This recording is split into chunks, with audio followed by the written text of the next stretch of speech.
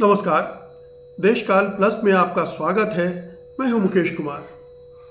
दोस्तों, लगता है कि प्रधानमंत्री नरेंद्र मोदी खुद को एक अवतारी पुरुष मनवा कर रहेंगे। वो अपने आप को राम का अवतार साबित करके रहेंगे और इस काम में उनके जो पार्टीजन हैं, उनकी जो चापलूस मंडली है, उनके जो प्रवक्ता हैं और उनकी मुट्ठी में जो मीडिया है, वो इस काम में उनकी पूरी मदद कर रहा है, करता रहेगा। जब पिछले लोकसभा चुनाव में उन्होंने ये बयान दिया था कि वो एक नॉन बायोलॉजिकल जीव हैं, जिसका अर्थ हुआ कि वो जन्मे नहीं हैं, प्रकट हुए हैं, उस पर उनकी बहुत हंसी उड़ी थी, बहुत मजाक बना था और चुनाव नतीजे आने के बाद तो उनका जमकर छीछा लेदर भी हुआ था। उससे उन्होंने कोई सबक नहीं सीखा है, कोई नसीहत नहीं ली है और लगातार ऐसे बयान देते आ रहे हैं जो कि एक हिस्से को हास्यास्पद लग रहे हैं और ये भी पता चल रहा है कि उनकी पार्टी में चापलूसी का मयार कितना ऊंचा चढ़ता जा रहा है। अब देखिए कि उन्होंने हाल में एक बयान दिया था कि कई बार राजा दशरथ मेरे सपने में आकर कहते हैं कि उठो पुत्र, अपना कार्य पूरा करो, और मुझे लगता है कि मैं उनके परिवार का हिस्सा हूँ। ये प्रधानमंत्री नरेंद्र मोदी कहते हैं। ये एक मनोवैज्ञानिक स्थिति हो सकती है। कई बार भक्ति में लीन, भक्त में डूबे हुए लोग इस तरह की कल्पनाएं करने लगते हैं, इस तरह का सोच उनके अंदर भर जाता है।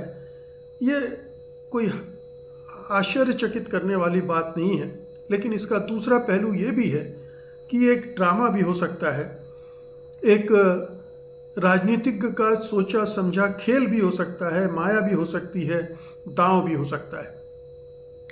और मज़े की बात यह है कि उनके इस बयान को उनके पार्टी के लोग पता नहीं कितनी गंभीरता से लेते हैं, लेकिन उससे आगे बढ़कर दावे भी करने लगते हैं।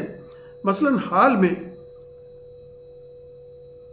सुधांशु त्रिवेदी ने कहा था कि राम मंदिर में उनकी भी मूर्ति की प्रतिष्ठा हो जाती तो अच्छा रहता, उसका भी उद्घाटन हो जाता। अब ये बहुत ही विचित्र किस्म की टिप्पणी है। आप समझ सकते हैं कि चापलूसी की सीमा भी होती होगी, उसको भी तोड़ दिया। इसी तरह से कोई उनकी तुलना हनुमान से कर रहा था, कोई जिस तरह से वो नमस्कार कर रहे थे उसमें तमाम तरह की शास्त्रीय और पौराणिक कथाओं को जोड़कर उसका महिमा मंडन कर रहे थे। पूरा मीडिया उसमें लगा हुआ था और पूरी पार्टी उसमें लीन थी। कहने का मतलब यह है कि प्रधानमंत्री खुद को भगवान राम का अवतार बनाना चाहते हैं, उसके रूप में खुद को स्थापित कर देना चाहते हैं और वो चाहते हैं कि इस सत्ता से जब वो अलग हों तो उनको इस रूप में देखा जाए कि भगवान राम का राज था जब मोदी जी सत्ता पर थे और उन्होंने राम की तरह इस देश को चलाया, राम राज्य की स्थापना की। इसका तो वो जिक्र अपने भाषण में कर ही चुके हैं। वो खुद को इस रूप में प्रस्तुत कर रहे हैं। लेकिन ज़रा इसकी ग्रैंड स्ट्रेटजी पर भी गौर कीजिए। ग्रैंड स्ट्रेटजी ये भी हो सकती है कि मोदी जी को इस तरह से जनमानस में स्थापित किया जाए, उनको इस ढंग से प्रचारित कर दिया जाए कि लोग उनके बारे में कोई नकारात्मक बात कहने से डरने लगे। समाज में एक खौफ पैदा किया जाए कि मोदी जी की आलोचना मतलब ईश निंदा के समान होगी। वो उतना बड़ा अपराध होगा जितना किसी भगवान की निंदा करने से। तो मोदी जी को निंदा आलोचना से ऊपर उठाने की एक कोशिश हो सकती है, उन्हें भगवान के रूप में प्रस्तुत करने की। हालांकि उन्हें भगवान के रूप में प्रस्तुत करने की कोशिशें पिछले 5-6 वर्षों से चल रही हैं। और याद होगा कि उनको एक बार विष्णु का अवतार भी घोषित कर दिया गया था, और भी तमाम तरह से उनको देवता तुल्य बताने की कोशिशें होती रही हैं। कुछ साधु संत भी इस चापलूसी में शामिल रहे हैं, और पार्टी जनों का तो कहना ही क्या, वो तो उनके मंदिर बनाने पर आमादा है। खास तौर से राम मंदिर के शिलान्यास, फिर उद्घाटन और फिर ध्वजारोहण, ये जो 3-4 चीजें हुई हैं, उसमें आप सुप्रीम कोर्ट के निर्णय को भी जोड़ लें तो ये इस बहाने प्रधानमंत्री मोदी ने अपने व्यक्तित्व को दैवीय रूप देने की कोशिश की है। उन्होंने जितने भी धार्मिक उपक्रम किए हैं इस बीच में, चाहे वो पहाड़ों पर जाकर एकांत साधना हो, या बनारस में काशी मंदिर में जिस तरह का एक पूरा भव्य आयोजन किया उन्होंने, अपने आप को एक बड़े साधु संत पुरोहित धर्माचार्य के रूप में प्रस्तुत करके, वो सारा जो एक छवि निर्माण का खेल है, अपने चारों तरफ एक धार्मिक पुरुष होने का एक ऑरा पैदा करने की कोशिश है, वो इन सभी प्रयोजनों में, आयोजनों में आपको दिख सकती है। तो ये कोशिश उनकी तरफ से हो रही है, और उनके पार्टी जनों की तरफ से ये कोशिश हो रही कि ये जो छवि है, दैवी छवि, इसको स्थापित किया जाए।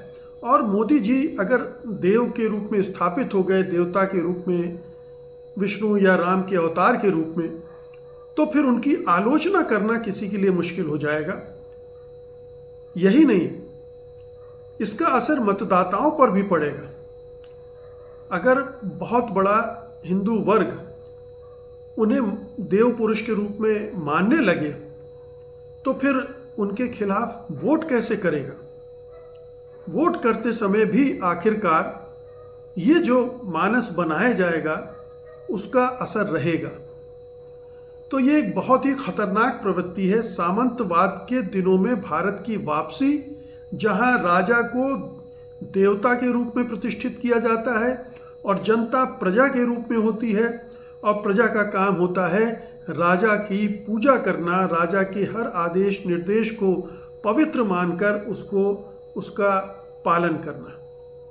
तो एक आज्ञाकारी समाज बनाने की जो कोशिश भारतीय जनता पार्टी और मोदी जी और मोदी सरकार की तरफ से होती रही है, पूरे संघ परिवार की तरफ से, ये उसका एक अगला चरण है, जहां पर मोदी जी को देव पुरुष के रूप में स्थापित किया जा रहा है। इससे सावधान रहने की जरूरत है। ये बहुत ही डराने वाला अभियान है, क्योंकि ये पूरे समाज को एक दूसरी ही दिशा में ले जाएगा, जहां हमारा लोकतंत्र, हमारा संविधान, ये सब बेमानी हो जाएगा। एक अंध भक्ति का ज्वार पैदा होगा, और ये जो धर्मांधता मोदी के नाम पे पैदा होगी, मोदी के दैवीय रूप के नाम पर पैदा होगी, वो एक व्यक्ति के तानाशाही के रूप में स्थापित होगी, एक पार्टी की तानाशाही के रूप में स्थापित होगी, और लोकतंत्र उसके दबाव में, उसके नीचे, उसके कदमों के तले कुचल दिया जाएगा। तो आज मैं सिर्फ आपसे यही निवेदन करना चाहता हूं कि इस पूरे खेल को समझिए, इस दुष्चक्र को समझिए, इस जाल को समझिए, इस षड्यंत्र को समझिए कि ये अवतारी पुरुष बनने और बनाने का खेल हमारे लोकतंत्र को कहां ले जा सकता है। हम, आप और ये जो आवाम है, उसे किस तरह से मानसिक गुलाम बना सकता है। बहुत बहुत शुक्रिया आपका। धन्यवाद। नमस्कार।